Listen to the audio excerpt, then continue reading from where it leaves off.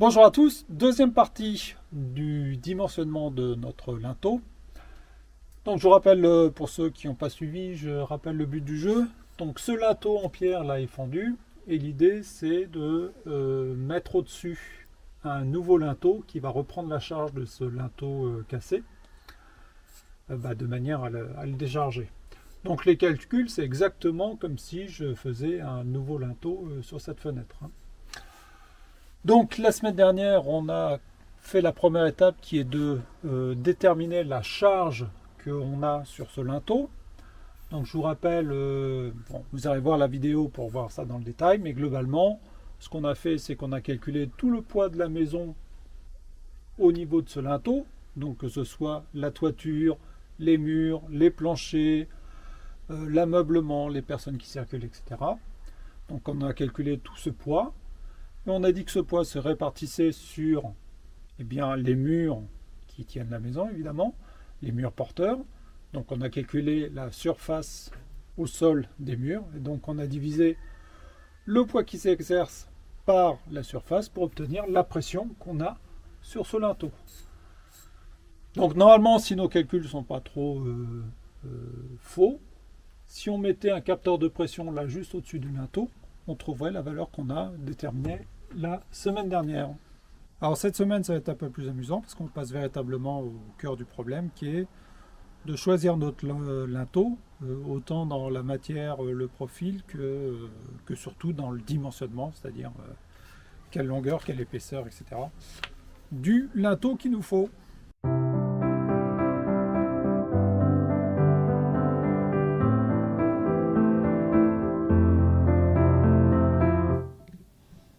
Alors, on est dans un cas un petit peu particulier ici, parce que vous voyez bien que notre linteau en pierre, il ne fait pas toute l'épaisseur du mur.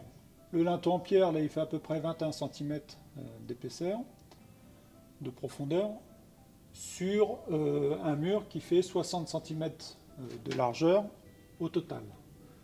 Alors là, on ne le voit pas très bien parce qu'il y a des petites baguettes qui masquent, mais en fait, on a deux gros linteaux en bois, pardon, à l'intérieur, sur la partie intérieure, qui soutiennent le mur. Et donc, notre linteau en pierre ne supporte 21 divisé par 60, à peu près un tiers de la charge du mur à cet endroit.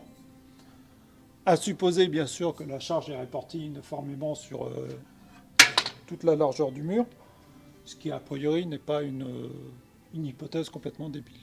Alors, autre question que je me suis également posée. Là, l'ouverture fait 83 cm. Mais évidemment, je ne vais pas prendre un linteau qui fait 83 cm. Je vais prendre un linteau qui est beaucoup plus large, de façon à ce qu'il repose bien sur les montants du cadre de la fenêtre. Donc je vais avoir un linteau d'à peu près 1,20 m. Donc vous voyez, j'ai à peu près 83 moins 1,20 m. Je vais avoir pas loin de 20 cm d'appui sur chaque côté. Donc la question que je me suis posée, c'est est-ce que je dois considérer la charge qui s'applique sur les 1,20 m de linteau ou uniquement sur les 83 cm, ce qui change quand même pas mal les calculs. Et je suis arrivé à la conclusion qu'il fallait mieux considérer la charge sur 83 cm. Je vais vous l'expliquer avec un petit schéma. Alors mon cadre de fenêtre il ressemble à ça.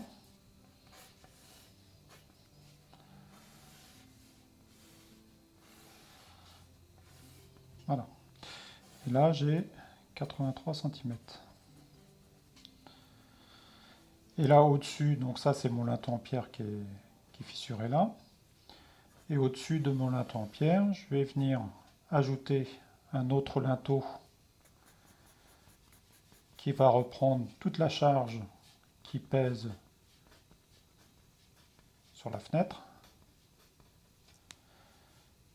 Et ce linteau, je vais le prendre d'une longueur d'à peu près 120 cm pour qu'il ait des bons appuis sur les montants de la fenêtre. Alors la question c'est, est-ce que je dois considérer la charge sur 120 cm ou 83 cm? Alors mon raisonnement c'est que toutes les charges qui sont à la verticale du montant ben, en fait, elles ne font que de la compression sur le linteau, puis après, elles sont reprises par les montants. Donc, finalement, la compression, c'est jamais trop un problème pour les matériaux. Ce qui va être un problème pour ce linteau, c'est la flexion que l'on va avoir dans ce linteau. Ce n'est pas les compressions qu'on va avoir ici. Donc, j'ai décidé de modéliser ce, ce linteau par une poutre, donc au sens résistance des matériaux. Donc une poutre de 83 cm qui repose sur deux appuis et qui supporte une charge uniformément répartie sur ces 83 cm. Alors on reprend les calculs qu'on avait fait la semaine dernière, où on était arrivé à une pression due aux charges permanentes sur notre linteau de 89,47 kN par mètre carré, ou autrement dit kilopascal, c'est la même chose. Alors la valeur est très légèrement différente par rapport à la semaine dernière, parce que en tournant la vidéo, je me suis aperçu que j'avais fait deux petites erreurs, mais en fait l'impact est de l'ordre de 1%, donc pas significatif. Alors pareil pour les charges d'exploitation, on avait déterminé que la pression au niveau du linteau était de l'ordre de 11,46 kN par mètre carré. Alors, à la lumière de ce qu'on a vu, c'est-à-dire que notre linteau va reprendre la charge sur une profondeur de 21 cm et une longueur de 83 cm, eh bien, il suffit de faire la multiplication. Donc, on prend la pression qui est là, 89,47, on multiplie par 0,83 et 0,21, et on obtient une charge totale sur le linteau qui va être de 15,6 kN. Et on fait la même opération pour les charges d'exploitation pour obtenir 2 kN. Alors, certains logiciels vont vous demander la charge totale sur le linteau et d'autres vont vous demander la charge linéique, c'est-à-dire la charge par mètre qui s'exerce sur le linteau. Donc là, c'est pas très compliqué. Au lieu de mettre 0,83, eh ben, on met 1 pour avoir la charge au mètre. Donc là, je vais pas. Donc là, il suffit d'enlever le 0,83, ce qui correspond à multiplier par 1. Donc la charge linéique elle est évidemment un petit peu supérieure puisque c'est pas 0,83 mais 1 mètre qu'on considère. Alors maintenant, essayons de représenter ce que c'est 15,6 kN qui s'exerce sur notre linteau. Si on convertit ça en décanewtons, donc pour passer des kilonewtons au décanewtons, je vais devoir multiplier par 100. Donc je prends ça, je multiplie par 100, et donc la charge le poids qui va s'exercer sur notre linteau dû aux charges permanentes va être de 1560 décanewtons. On se rappelle qu'un décanewton, c'est le poids d'une masse de à peu près 1 kg. Donc, ce qui fait que là, notre linteau supporterait en fait à peu près 1,5 tonne. Bon, 1,5 tonne, c'est à peu près le poids d'une voiture standard. Donc là, il y a 1,5 tonne là, et puis il y aura 200 kg qui s'ajouteront dû aux charges d'exploitation. Voilà, donc c'est bien quand on fait des calculs de vérifier qu'on a des ordres de grandeur qui ne sont pas complètement débiles. Si j'avais trouvé 1 kg de charge sur mon linteau, je me serais posé des questions. De même que si j'avais trouvé 10 000 tonnes, je me serais aussi posé des questions. Alors une fois qu'on a déterminé la charge de notre linteau, on peut se poser la question du matériau qu'on va choisir. Est-ce qu'on va choisir un linteau en bois, en béton, en pierre, en acier? Bon, pour ce qui me concerne, je suis parti sur de l'acier. D'une part parce que près de chez moi, j'ai un marchand d'acier qui peut me fournir ce dont j'ai besoin, avec différents profils, que c'est pas très cher, et que comme l'acier c'est un matériau isotrope, on arrive bien à faire des calculs de résistance de matériaux. Alors partir sur de l'acier, c'est bien. mais il y a plein de profils possibles. Donc vous voyez, là chez mon marchand, on me propose de l'UPN, de l'UPE, de l'IPN, de l'IPE, etc. Alors, je vous propose de lire cet article-là, qui est bien fait, qui explique l'usage des différents profils. Alors, vous voyez qu'on trouve le fameux IPN dont on parle tout le temps, donc évidemment qui est très utilisé en construction et qui est très efficace. Mais par exemple, si vous avez des assemblages à faire, vous allez préférer l'IPE parce que vous voyez que la semelle est plate et que c'est quand même plus facile de faire des assemblages avec une semelle plate. Après, il y a des profils, les HEA, les HEB, etc. Là, qui sont des profils plus réservés aux poteaux, parce que vous voyez que le problème de l'IPN, c'est qu'elle supporte très bien la charge dans ce sens-là, mais assez mal les charges dans d'autres directions. Alors, et quand on fait un poteau, on va préférer un profil qui supporte des charges dans plusieurs sens. Donc, on va plutôt utiliser ça pour les poteaux. Après, vous avez des profils un peu plus particuliers, comme les profils en U, donc les UAP, les UPN, les UPE, et puis des profils, je dirais, plus rustiques, les tubes, et puis les profils pleins, donc les ronds ou les fers plats.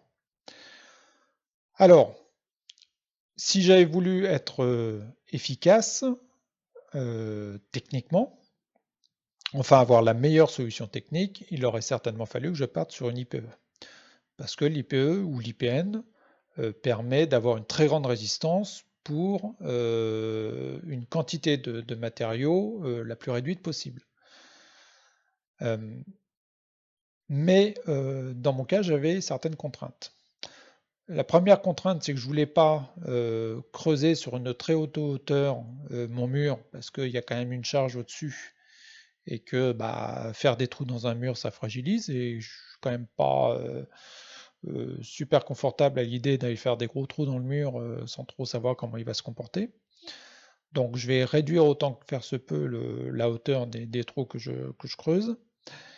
Et puis, deuxième raison, je voulais une surface de contact assez importante entre mon linteau et le linteau existant en pierre, de manière, enfin, c'est peut-être un espoir fou de ma part, mais mon idée c'est de mettre du scellement chimique entre mon fer plat et mon linteau en pierre, de manière à ce que mon fer plat finalement soutienne et rigidifie le linteau en pierre existant.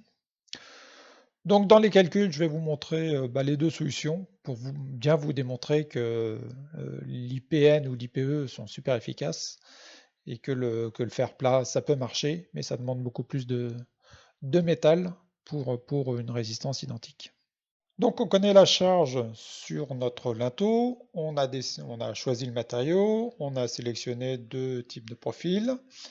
Maintenant on va pouvoir passer aux choses sérieuses et attaquer les calculs. Alors pour ça, il y a un petit logiciel qui est pas mal fait, donc sur internet, qui est gratuit. Vous avez l'adresse là, je vous la mettrai dans la description de la vidéo. Donc qui permet de faire des calculs d'une poutre en flexion, et ça tombe bien, un linteau c'est typiquement le cas d'une poutre en flexion. Alors, quels sont les critères de dimensionnement d'une poutre en flexion? Alors il y en a deux. On va déjà chercher à rester dans la limite élastique de l'acier. C'est-à-dire que vous savez, les métaux en général ont une limite élastique et une limite plastique. C'est-à-dire que si vous exercez une contrainte dessus, ils vont se déformer dans un premier temps dans leur limite élastique. C'est-à-dire que si vous relâchez la pression, le métal va retrouver sa forme initiale sans dommage. Par contre, si vous exercer une contrainte trop forte, vous allez dépasser de cette limite élastique, rentrer dans la limite plastique, et là les déformations seront permanentes, ce qu'on veut évidemment éviter dans le cas d'un linteau. Alors là, non seulement on va veiller à être en dessous de ne pas dépasser la limite élastique, mais on va se prendre une marge de sécurité en disant qu'on ne veut pas aller au-delà de 0,66. disons 66% de cette limite élastique. Deuxième critère de dimensionnement qu'on va utiliser, c'est qu'on ne veut pas qu'il y ait une flèche trop importante de notre linteau. Alors, ça peut avoir des raisons fonctionnelles. Par exemple, si le linteau fléchissait tellement qu'il vienne empêcher l'ouverture de la fenêtre, évidemment, ça serait embêtant. Et puis, il peut y avoir aussi des raisons esthétiques. C'est quand même pas très beau d'avoir des poutres qui sont déformées. Alors, si c'est un hangar agricole, on s'en fiche un petit peu, tant que ça tient bien.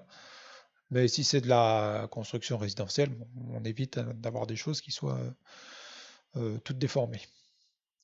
Donc le critère qu'on utilise de façon habituelle, c'est qu'on ne veut pas dépasser une flèche qui soit 1/300e de la longueur de la poutre, et donc en l'occurrence du linteau. Alors maintenant qu'on a les idées plus claires sur ce calcul, on va pouvoir attaquer. Donc, on est dans le cadre d'une poutre entre deux appuis, on n'est pas en porte-à-faux, on est bien sur deux appuis.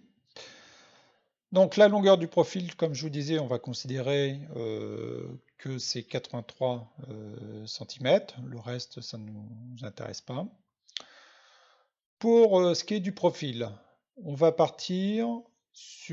faire un premier calcul avec une IPN. Alors chez mon fabricant, enfin mon distributeur de poutrelles, si je regarde ce qu'il me propose, la plus petite a fait une section de 83 cm. Donc on va commencer avec celle-là et on va voir si ce serait suffisant. Donc là vous voyez que on vous propose un ensemble de profils déjà prédéfinis. Donc on va sélectionner IPN et là on va prendre l'IPN de 82 sections. Donc là il va remplir automatiquement ces éléments-là. Caractéristiques du matériau, donc c'est bien de l'acier, donc il vous donne la limite élastique, ça c'est le logiciel qui vous l'a fourni, donc tout ça c'est fourni, le module Young, etc. La limite pratique, donc on vous met par défaut 0,66, si vous le désirez vous pouvez le changer, et la flèche on vous propose par défaut 1 sur 3 centièmes, qui est le standard, mais si vous avez des raisons particulières de faire autrement, et bien évidemment, vous pouvez aller modifier cette valeur-là. Les charges, c'est là qu'on va reprendre ce que nous, on a calculé dans notre feuille Excel. Donc, on va distinguer les deux charges, toujours, les charges permanentes et charges d'exploitation. Toutes les deux, ce sont des charges réparties. Donc, on va reprendre nos calculs qu'on a fait là. Donc, je vous rappelle que là, on avait déterminé que la charge permanente, c'était 15,59 kN. Alors attention, là on vous demande des décanewtons, donc on multiplie par 100. Donc là on a 15,59. Il n'y a pas de décalage par rapport à l'origine. Et pour ce qui est de la charge, deuxième charge, quelles sont les charges d'exploitation, on met la valeur qu'on a trouvée, pas de distance par rapport à l'origine. Alors là, il y a une petite subtilité, c'est qu'on vous propose de mettre des coefficients de pondération. Alors, on vous propose pour les charges statiques d'utiliser 1,33 comme coefficient et pour les charges dynamiques 1,5. Alors, les charges statiques, c'est grosso modo ce qu'on a appelé les charges permanentes. Donc là, on va utiliser 1,33. Et les charges dynamiques, c'est ce qu'on avait appelé les charges d'exploitation. On va utiliser 1,5. Alors ça vient de normes, donc des normes qui s'appellent les Eurocodes, qui sont des normes de construction que les constructeurs doivent suivre.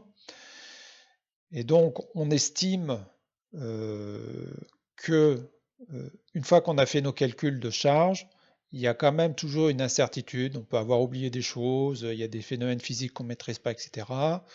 Donc pour avoir une petite marge de sécurité, on va dire que sur les charges permanentes, on applique un coefficient de 1,35, c'est-à-dire qu'on les majore de 35%. Et puis sur les charges dynamiques, comme on les connaît encore moins, par exemple, on a du mal à déterminer combien de personnes maximum vont être dans une chambre. Bon, on va appliquer un 5 de coefficient de pondération. Donc vous voyez, alors je ne vais pas rentrer dans le détail des eurocodes, là ça serait partir dans des choses non seulement qui sont un peu compliquées et que je ne maîtrise pas totalement, donc on ne va pas partir là-dedans. Sachez que, voilà, gardez à l'esprit que ces coefficients de pondération sont utilisés par les constructeurs. Donc je vous encourage à l'utiliser aussi. Donc une fois qu'on a on a rempli tout ça, on peut lancer le calcul. Et donc là, qu'est-ce qu'il nous dit? Donc on est sur une poutre qui travaille en flexion, qui repose sur 2 appuis. C'est un profil du commerce, donc une IPN d'une hauteur de 80 mm. Donc on vous donne, ça ce sont les moments quadratiques, donc ce sont des caractéristiques géométriques du profil qui déterminent sa résistance. Bon, heureusement vous n'avez pas à calculer ça, c'est un petit peu complexe. Le logiciel le fait pour vous. On vous donne la masse linéaire, donc vous voyez que ce profil-là, l'IPN, fait 6 kg par mètre. Alors gardez ça en esprit, on comparera au plat tout à l'heure. Donc la longueur du profil, ça on rappelle les caractéristiques de matériaux et des coefficients qu'on a choisis. Ça, ce sont toutes les charges qui vont s'appliquer sur notre linteau. Donc il y a les charges que l'on a calculées, donc évidemment qui se reportent là. Et puis lui, il ajoute en plus le poids propre du linteau, qui est aussi une charge, qui est une charge très modeste, hein, vous voyez, par rapport aux charges dues au reste de la maison. Donc il fait son calcul et il nous dit que la contrainte dans la poutre sera de 12, enfin la contrainte max dans la poutre sera de 12,70 dkN par mm carré, alors que la contrainte maximale admissible est de 15,84. Donc, notre contrainte est inférieure à au maximum admissible, donc on est bon pour ce critère-là. C'est-à-dire qu'on ne va pas déformer notre poutre au-delà de sa limite élastique. Et même, on va avoir notre coefficient de sécurité de 66%. Pour ce qui concerne la flèche, la flèche va être de 0,8 mm, alors que on pourrait aller jusqu'à 2,77 mm. Donc, on est bon aussi pour le critère de la flèche. Donc, notre IPN qu'on a choisi convient tout à fait pour faire notre linteau. Alors tout ça c'est très bien, mais je vous ai dit que dans mon cas, je préférais un plat plutôt qu'une IPN. Donc je vais commencer par aller voir ce que peut me proposer mon fournisseur d'acier. Donc je vais partir sur les laminés plats.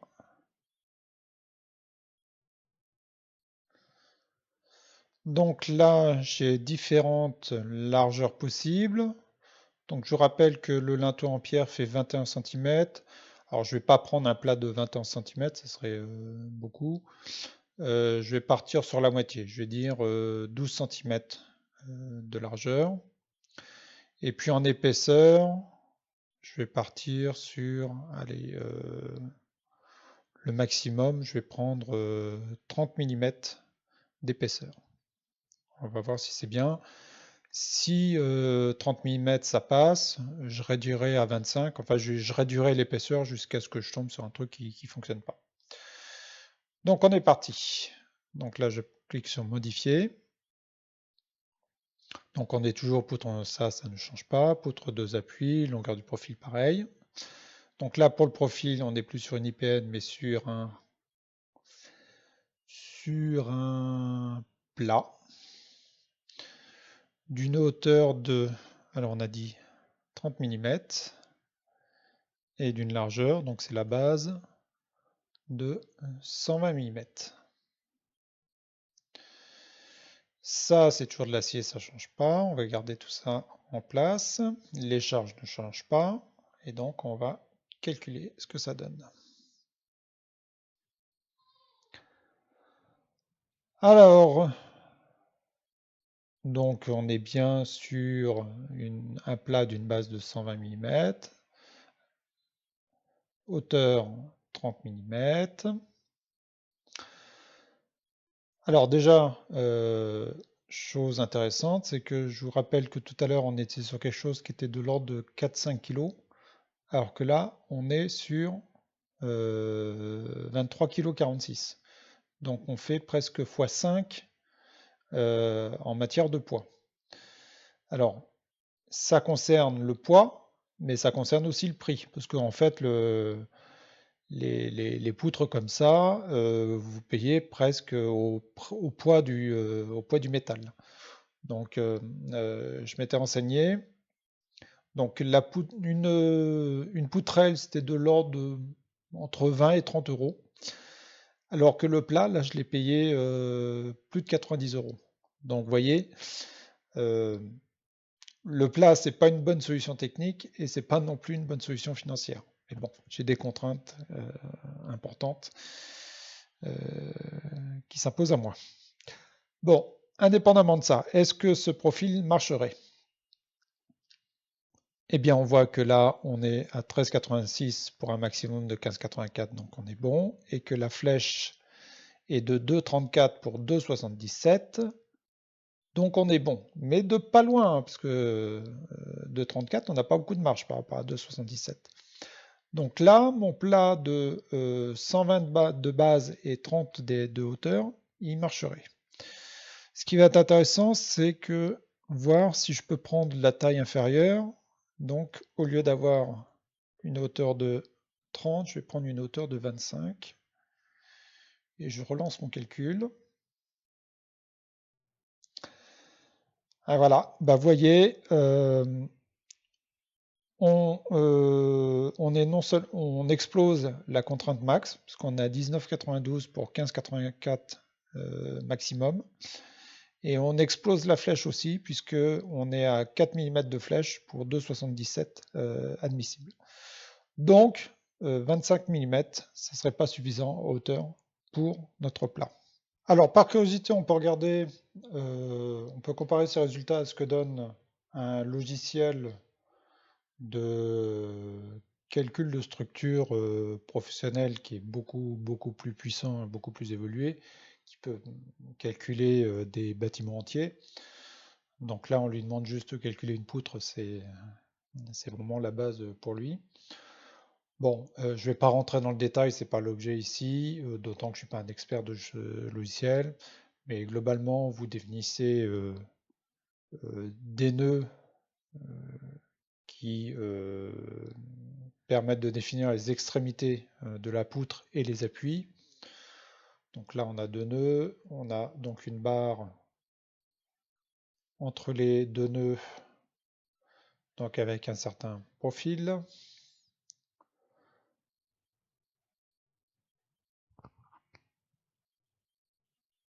Donc là, le profil que j'ai rentré, c'est un plat de 120 de base par 25 de hauteur. Et les chargements, bah, c'est les chargements que l'on a calculés précédemment. Donc vous voyez que lui, par contre, demande des chargements en linéique, c'est-à-dire en kilonewtons par mètre. Donc là, j'ai rentré ce qu'on a calculé ici. Là, on est à 18,79 et à 2,41. Voilà, donc quand on a rentré toutes ces informations, on peut lancer le calcul.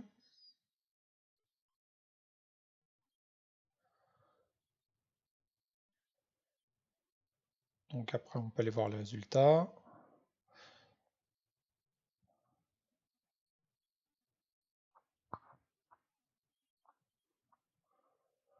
Bon, là aussi, il fournit des tas de résultats, donc il faut être un petit peu, je dirais, au fait des calculs de résistance de matériaux pour vraiment exploiter tout ça. Euh, Ce qui est intéressant, c'est qu'il a un petit module qui permet de faire de vérifier le profil assez rapidement. Donc là, on va aller dans dimensionnement acier.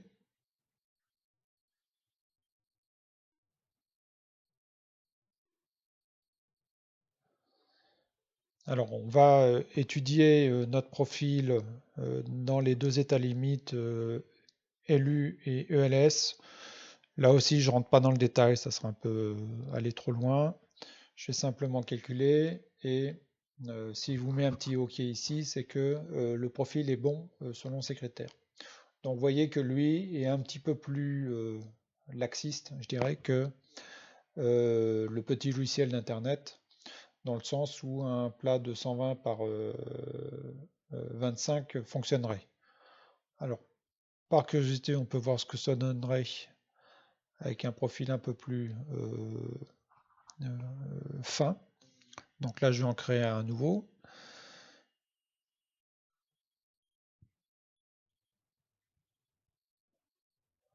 Donc vous voyez que là, autant sur l'autre, on est limité à des profils acier et encore avec certaines limites.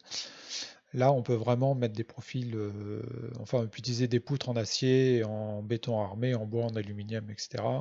Et puis après, on a des tas de formes possibles. Et en plus, on peut enfin, faire faire des rotations au profil si on utilise le profil pas dans une configuration standard. Bon, je rentre pas dans le détail une fois encore. Là, je voudrais faire un nouveau profil, donc un plat de 120 mm de base. Donc là, c'est bon. Et seulement 20 mm de haut, donc 2 cm. Et je vais l'appeler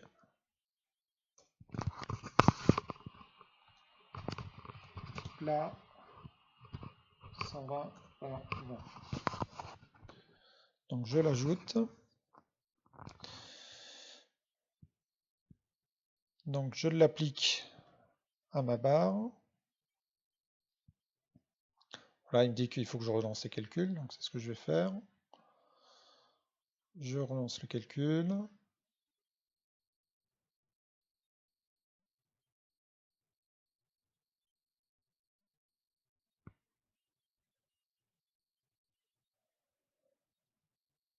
Voilà, et là je fais mon petit module de vérification. Et vous voyez que là, par contre, si je descends à 20 mm d'épaisseur, il me dit que ça passe pas, que mon profil n'est pas suffisamment gros pour ce que je veux faire. Bon, vous l'avez compris, il ne s'agit pas là de vous faire un cours sur l'utilisation d'un logiciel de calcul de structure aussi complexe que celui-là. D'abord, j'en serais bien incapable. Ce qui est intéressant là, c'est de voir que finalement, le logiciel professionnel valide les résultats du petit logiciel en ligne. Et même ce petit logiciel en ligne, finalement, est plus exigeant que le logiciel professionnel. Donc, ce qui veut dire que si votre profil, il est validé par ce petit logiciel, bah, a priori, c'est bon, vous pouvez y aller. Bon, ben voilà qui conclut cette mini-série sur le dimensionnement d'un linteau. Alors, vous voyez, il y a des calculs à faire, mais enfin, en s'y prenant, en étant attentif, méthodique et en utilisant le petit logiciel gratuit que vous avez sur Internet, on arrive à s'en sortir. Donc ça, si vous faites vous-même vos travaux, bah, c'est super intéressant de pouvoir calculer un linteau. Et puis même si c'est un maçon qui vous le fait, c'est toujours intéressant de vérifier que ce qu'il vous propose tient la route. Alors pour ce qui me concerne, moi je suis parti sur la solution donnée par le logiciel professionnel. Donc j'ai pris l'épaisseur de 25 mm. Donc ça reste quand même un beau bébé, hein, ça fait 25 kg, qu'il va falloir monter à plus de 2 mètres de hauteur. Donc voilà, la théorie c'est bien, mais il y a un moment il faut passer à la pratique. Enfin, c'est les joies de la rénovation, comme vous le savez. Allez, on se retrouve la semaine prochaine, et en attendant, je vous souhaite une excellente semaine.